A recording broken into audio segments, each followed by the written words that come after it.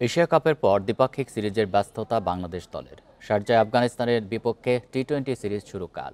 লিটনের চোটে নেতৃত্বে জাকের আলী। কন্ডিশন ও ম্যাচ পরিস্থিতি বুঝে কার্যকর ক্রিকেট খেলায় গুরুত্ব দিচ্ছেন। ব্যাটিং ইউনিট হিসেবে ভালো খেলার লক্ষ্য জাকেরের। ম্যাচ শুরু রাত 9টায়। তৃতীয় হয়ে এশিয়া কাপ শেষ করেছে বাংলাদেশ। ফাইনাল খেলার দারুণ সুযোগ ছিল, কিন্তু ভারত পাকিস্তান দুই দলের বিপক্ষেই ব্যাটিং ব্যর্থতায় জয়ের সুযোগ নষ্ট হয়। জাকের ইমনরা হতাশ করেছে সমর্থকদের। সেই হতাশার সঙ্গী করে সপ্তাহ খানেকের ব্যবধানে আফগানিস্তান সিরিজে মাঠে নামছে বাংলাদেশ।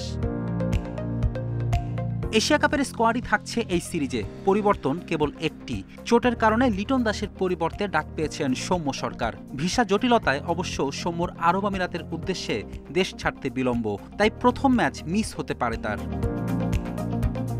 পারফরম্যান্সের অবস্থা খুব খারাপ হওয়া সত্ত্বেও জাকের আলী থাকছেন এই সিরিজে অধিনায়ক। মিডল অর্ডারে সোহানও আশানুরূপ ব্যাটিং করতে ব্যর্থ। এশিয়া কাপের আগে জুলিয়ানুরের কোচিং কাজে লাগাতে ব্যর্থতার দায় নিজেদের উপর নিচ্ছে টাইগাররা। আমরা ভালো ডেলিভার করতে পারি না, এখানে তো তার দোষ দেওয়ার কোনো মানে নেই। আমরা পারি না, জাস্ট পারি না, এটা অল মানে সব কিছুর জন্য এটা আমরাই দায়ী। মূল প্ল্যান থাকবে যে আমরা অ্যাজ এ ব্যাটিং ইউনিট ভালো পারফরমেন্স করতে হবে। যেহেতু এশিয়া কাপে আমাদের ব্যাটিংয়ের জন্য আমাদের সাফার করতে হয়েছে, তো আমাদের ব্যাটিং ইউনিটটার দিকে সবচেয়ে বেশি মনোযোগ থাকবে। সবচেয়ে বড় ইম্পর্টেন্ট হচ্ছে ম্যাচ জিতা। মডার্ন ক্রিকেট খেলেন আর নর্মাল ক্রিকেট খেলেন, ম্যাচ জিতাটা ইম্পর্টেন্ট। সো আমাদের ফোকাস ম্যাচ জিতাতে। বাংলাদেশের বড় ভরসা বোলিং বিভাগ। তাসকিন মুস্তাফিজ, সাকিবের সঙ্গে দুই স্পিনার রিশাদ ও নাসুম দারুণ ছন্দে। টপ অর্ডারে সাইফ হাসান ব্যাটিংয়ে ভরসা জোগালেও ধারাবাহিক হতে পারছেন না তানজিদ ইমন।